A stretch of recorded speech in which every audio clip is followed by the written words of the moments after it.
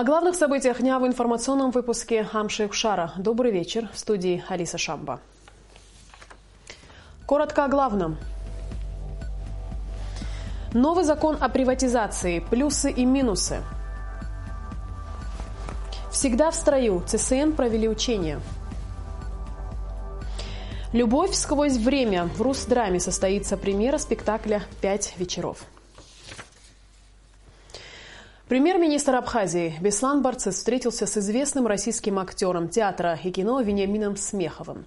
На премьере вашего киногероя Атоса в фильме «Д'Артаньян и три мушкетера» выросло много поколений, отметил Беслан Барцис. Премьер-министр добавил, что поклонники творчества Смехова с нетерпением ждут вечера. Вениамин Смехов поблагодарил премьер-министра и отметил, что рад выступать перед абхазской публикой. Мы рады очень видеть вас в Абхазии. Ждали с нетерпением вашего приезда, когда был дан анонс о вашем творческом вечере, о вашем приезде. Ваши поклонники, коих немалое количество в Абхазии, с удовольствием восприняли эту информацию и уверен в том, что сегодня ваш творческий вечер пройдет в атмосфере теплоты. Хочу поблагодарить вас, организаторов этого приезда, за такое мероприятие, предоставленное абхазскому зрителю. В Абхазии рассматривается возможность продажи всех объектов госсобственности, кроме объектов государственного значения. Новый закон о приватизации республиканской и муниципальной собственности действует с 1 января текущего года и предусматривает ряд нововведений и изменений. О плюсах и минусах закона расскажет Низ Фаршба. Два закона о приватизации, старый и новый, очень сильно отличаются друг от друга. В новом документе 17 пунктов, в которых прописано, что именно нельзя продавать. Это объекты государственного значения, состоящие на балансе Минобороны, Минобразования, радиотелевизионные передающие центры, мемориальные сооружения, памятники археологии и многое другое. Новый закон также предусматривает 7 способов приватизации. В отличие от старого, в нем впервые предусматривается правовая возможность ограничения на приватизацию госимущества иностранцами. Прямую продажу объектов новый документ исключил полностью и ввел более современные экономически эффективные способы приватизации, а именно проведение конкурсов, аукционов и акционирование объектов. Однако из 7 прописанных способов работают лишь 2. К сожалению, на сегодняшний день реально может работать лишь единственный способ – продажа республиканской и муниципальной собственности на конкурсе. Прямая продажа в новом законе не предусмотрена. Такие способы приватизации, как продажа акций, там, открытых акционерных обществ на специализированных аукционах, они работать на сегодняшний день не могут до принятия закона о ценных бумагах. То есть фактически остается 2 способа – конкурс, аукцион. Что касается аукциона, у нас это не практиковалось никогда, не имеем мы специализированных аукционистов и так далее. Это тоже проблематичная система. В новом законе есть еще один плюс. Он касается получения основного документа – свидетельства о собственности. Свидетельство о собственности, конечный документ, до исполнения конкурсных условий или условий, описанных в договоре купли-продажи, не будет выдаваться соискателю. И есть хорошие рычаги воздействия на покупателя. То есть сам госкомитет будет отслеживать и контролировать условия исполнения договора купли-продажи. То есть в части ремонта, допустим, по итогам они представляют всю сметную, проектную, КС-ки, формы выполненных работ, всю документацию в госимущество. Госимущество имеет полномочия создать комиссию межведомственную с привлечением, допустим, специалистов управления капитального строительства, Абхазстроя, по подтверждению выполнения работ. И вот после актирования этой комиссии всех этих проектных документов, исполнения работ. Вот только после этого, когда это будет заактировано, утверждено всеми членами комиссии, тогда будет выдаваться свидетельство о собственности. Как и в любом новом законе, в нем есть издержки. Госкомимущество документ изучило и уже готово направить свои предложения и изменения в новый созыв парламента. Более того, специалисты Госкомитета разработали проект положения приватизации по конкурсу, правила ведения реестра, а также порядок представления ежемесячных отчетов по реестру, аренде и приватизации государственных объектов, которые находятся на согласовании в Министерстве юстиции Республики. Нисфа Аршба, Алексея Гухава, Абхазское телевидение. В пресс-центре Абхазского телевидения прошла пресс-конференция министра сельского хозяйства Даура Тарба. Министр рассказал журналистам о том, что на развитие сельского хозяйства в 2017 году в бюджете республики предусмотрено выделение каждому району Абхазии по 5 миллионов рублей. Кроме того, по поручению президента Рауля Хаджимба, первая пахота для населения также должна проводиться за счет бюджетных средств. Подробности у Сарисмар.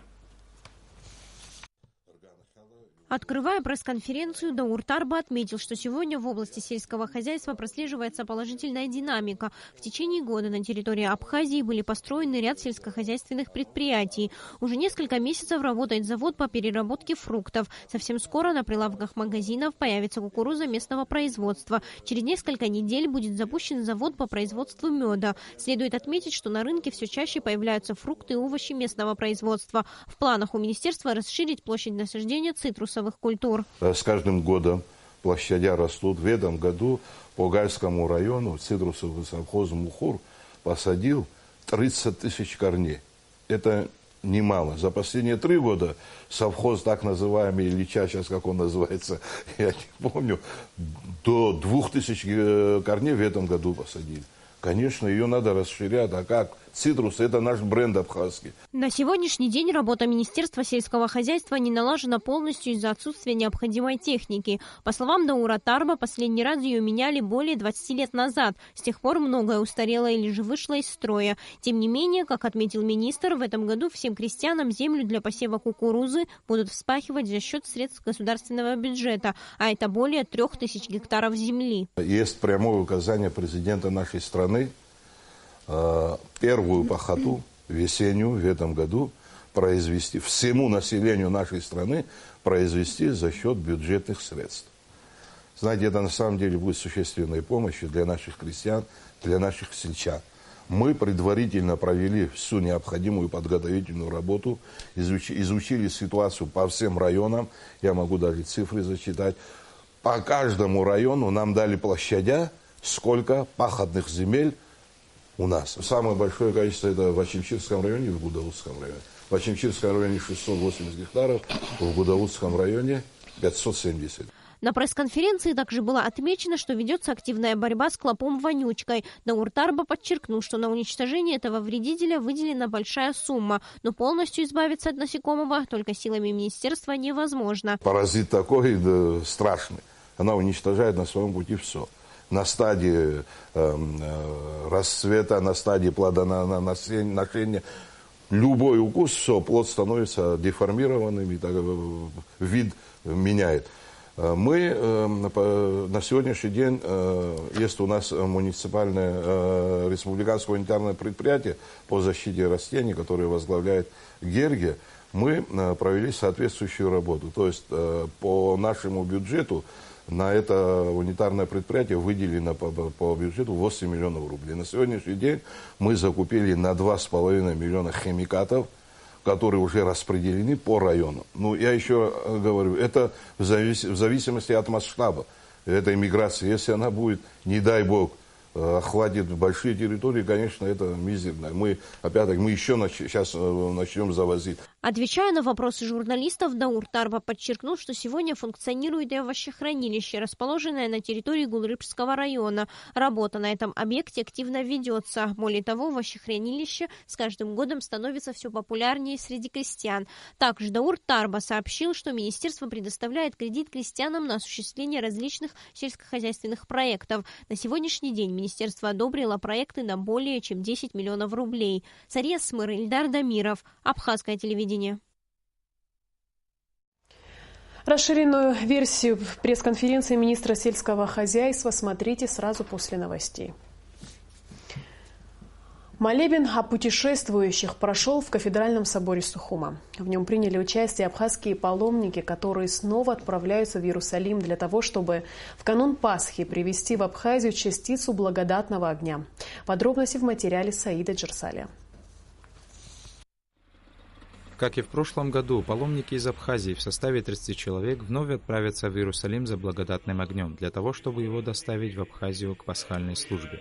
Сегодня вечером делегация отправится в Иерусалим, и уже 15 апреля, в канун праздника Пасхи Христовой, паломники во главе с иереем отцом Далматом вернутся с благодатным огнем и зажгут его во всех храмах страны. Без воли Божьей ничего не бывает, и мы сподобились. В прошлом году побывали на Святой Земле, и вот сейчас у нас паломническая поездка опять на Святую Землю, у гроба Господня, где совершается чудо, последнюю субботу, Страстную Седмицу, служение патриарха у гроба Господня, и появляется благодатный огонь, и все, радуясь, видя воочию это чудо, множество народов, которые там находятся, ликуют. Также, если сподобимся в этом году получить этот благодатный огонь, мы тоже также привезем сюда, в Абхазию, чтобы наши люди, живущие здесь, в нашей абхазской стране, чтобы могли получить ту благодать, ту радость духовную, которую каждый ощущает в этот день. Глава Абхазской православной церкви иерей Виссарион отслужил молебен и благословил паломников на поездку. Также он освятил иконы Симона Канонита, святого мученика Евстафия Апсильского и Иверской Божией Матери. Сейчас будет пятая поездка на Святую Землю Иерусалимскую. Для меня вот это, я иду туда за благодатью, чтобы с Божьей помощью получить благодать, исцелиться, очиститься от грехов. В храм гроба Господня мы там будем каждый день. И там будет греко-православная служба. Как государство мы туда едем, с своими атрибутами государства, с иконами, с флагом, с национальных одеждах будем. И наши абхазские песнопения. Накануне великого светлого праздника Пасхи паломники посетят основные святыни Иерусалима, Святой Земли. В программе посещения Вифлеема, Назарета, Палестины, храмов Иерусалима. Также паломники встретятся с патриархом Иерусалимским и главой русского подворья в Иерусалиме. Поездку в Иерусалим организовывает фонд имени святого апостола Симона Канонита и святого мученика Евстафия Апсильского. Финансовую поддержку фонду также оказали вице-премьер Абхазии Беслан Эшба, меценаты Юрий Алания, Михаил Чалмаз, а также администрация города Сухум. Саид Джерсалия, Алексей Гухава, Абхазское телевидение. 2017 год юбилейный для Абхазского государственного университета. ВУЗ празднует свое 85-летие. АГУ гордится своей учебной базой, выпускниками, профессорско-преподавательским составом и, конечно, традициями. Уже много лет, несколько раз в год в АГУ проходят научные конференции. Раньше, после пленарного заседания, участники расходились для работы в секциях. В этом году ремонт в ВУЗе нарушил все планы. Разделения на секции не произошло, и участники конференции работали совместно. Но, как выяснилось, это и помогло многим понять, насколько интересна детальная работа секции. С другой стороны, это даже лучше, на мой взгляд. Почему? Потому что когда секционно это проводится, прослушать и сделать свои выводы удается только фрагментарно. Сегодня это 4-я конференция у юристов. До этого мы еще 3 конференции провели на 3 факультетах. Еще предстоит.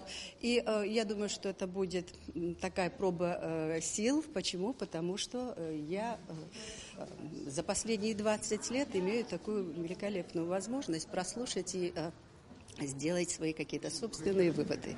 Далее будет еще и целая серия конференций уже студенческих.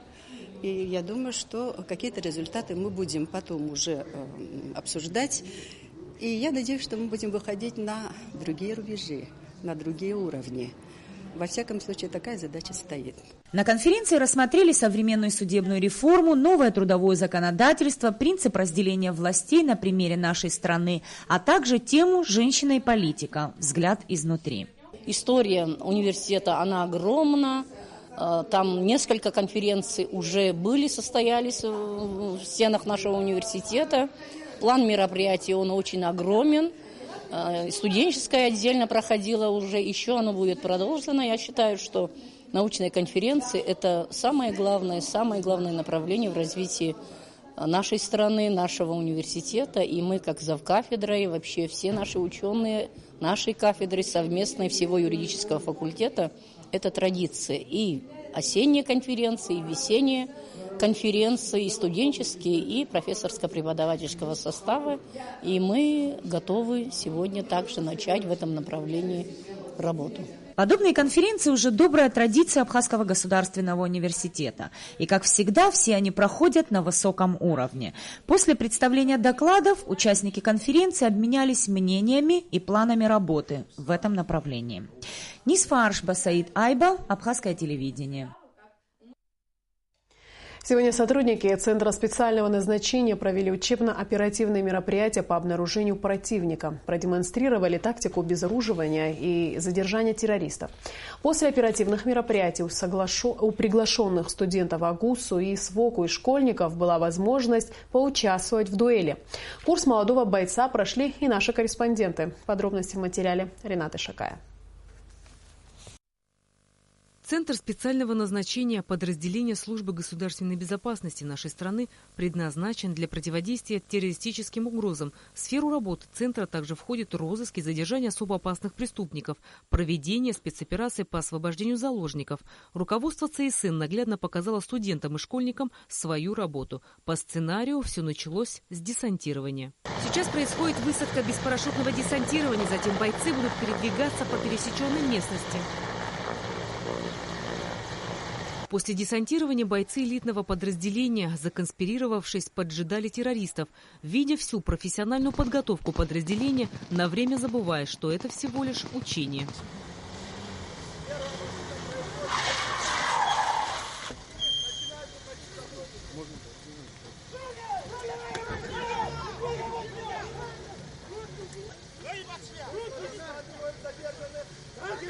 После обезвреживания противников и задержания студентам была продемонстрирована тяжелая техника в действии.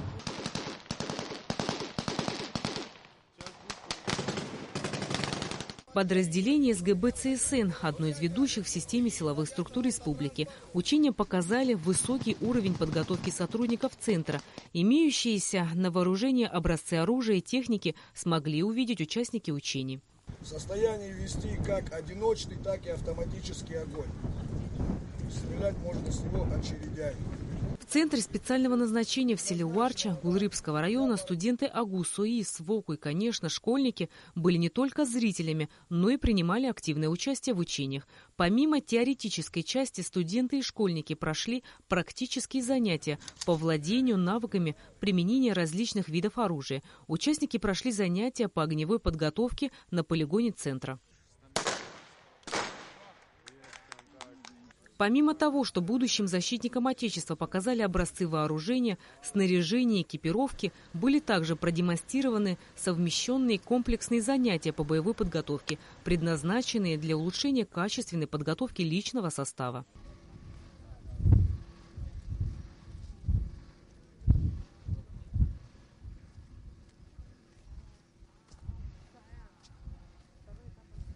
И наша съемочная группа не упустила возможность спуститься по веревке в специальном снаряжении. Корреспонденты Абхазского телевидения не упустили возможность поучаствовать в мероприятиях, которые устраивает специальное подразделение.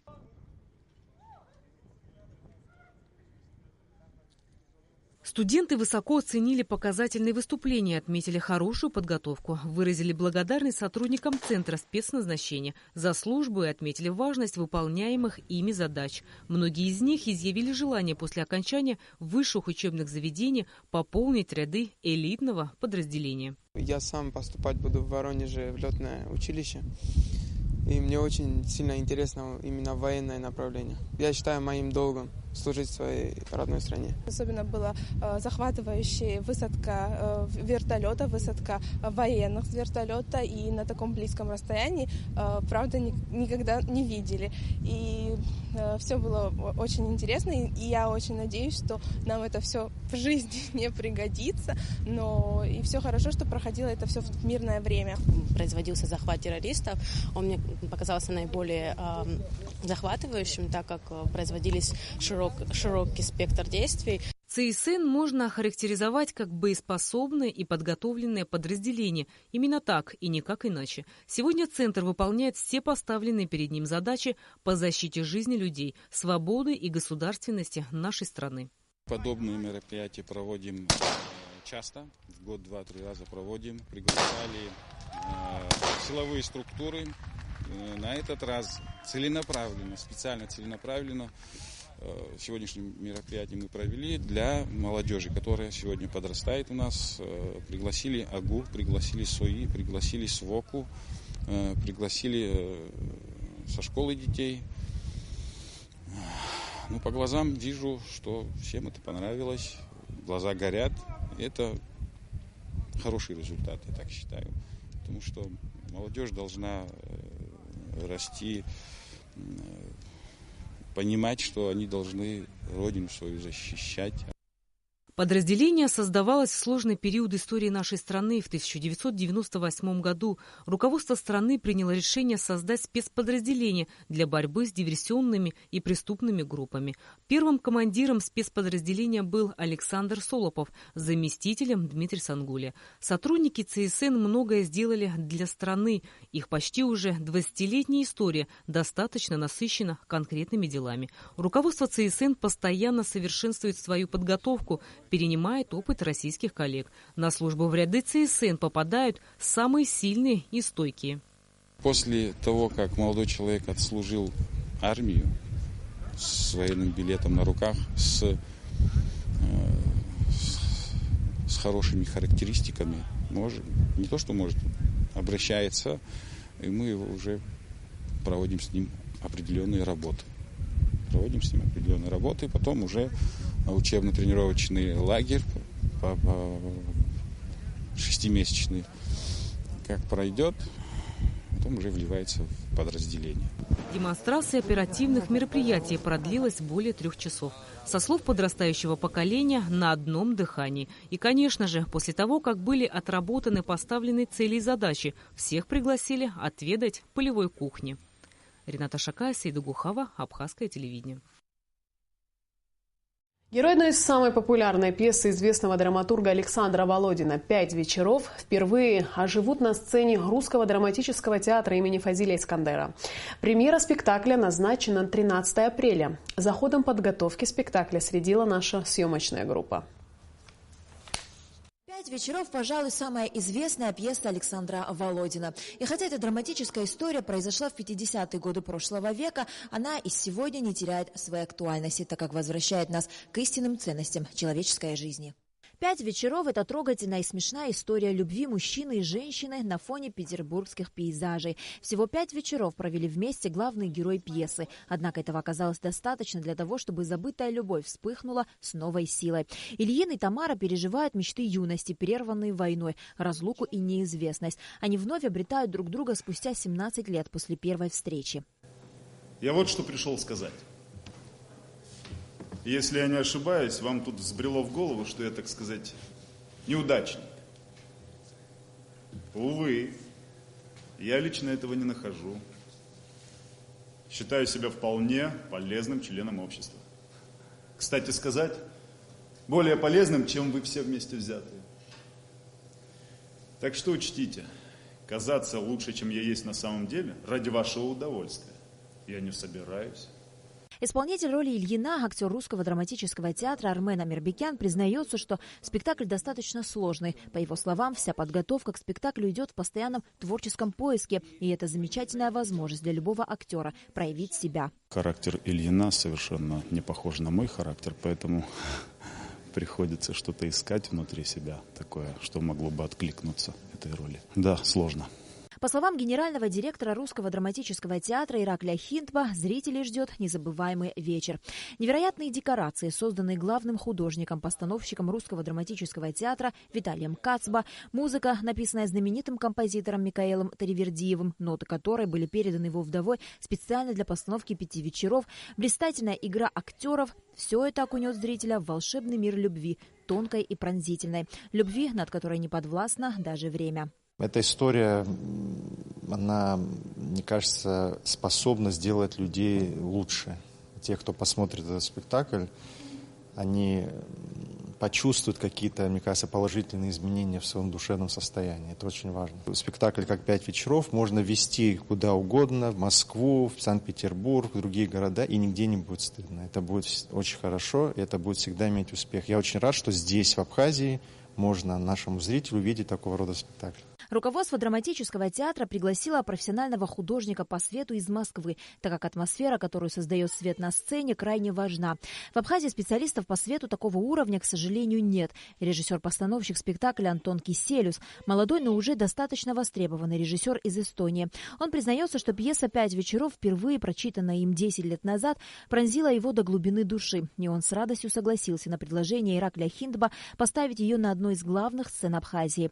Киселюс выразил надежду на то, что спектакль абхазскому зрителю придется по душе. Впервые работаю с этой пьесой. Первый раз я ее прочитал, наверное, лет 10 назад, и с ней так столкнулся, и совершенно поразила меня своей человечностью, своей любовью к людям и своей теплотой. И самое главное, мыслью о том, что не может не быть, любовь не может не быть. Вот так вот. И не может не быть счастья, не может не быть. Главное, чтобы не было войны. Вот так вот. И вот какой-то есть такой тонкий, очень жизненный момент. Дело не в том, что мы утверждаем, что вот обязательно вот так вот есть. Уверенности, полной уверенности, как говорил Володин, полной уверенности в том, что все хорошо будет, нету. Но все будет хорошо обязательно. Организатор обещает, что зрителей ждет немало сюрпризов. Русский драматический театр имени Фазиля Искандера откроет свои двери на премьеру спектакля «5 вечеров» 13 апреля. Билеты в кассах театра. На Алакове, Беслан Чинджерия, Абхазское телевидение. В редакцию Абхазского телевидения обратился Хадижев Муслим Мухамедович. Он разыскивает знакомых и сослуживцев своего отца Мухаммеда Хаджиева, 1939 года рождения, уроженца Кабардино-Балкарии. По словам сына, еще примерно в 1962 году его отец был призван в армию. Он служил в Абхазии в военной части 20058. По его словам, с 1961 по 1964 годы военная часть располагалась тогда на территории нынешнего МВО.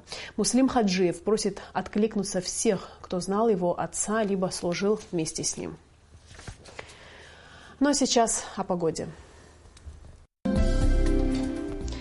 По сообщению гидрометеослужбы, в Абхазии ожидается пасмурная погода ночью и в первой половине дня без осадков. Во второй половине дня слабый дождь. Температура воздуха ночью плюс 7-9, днем 17-19 тепла.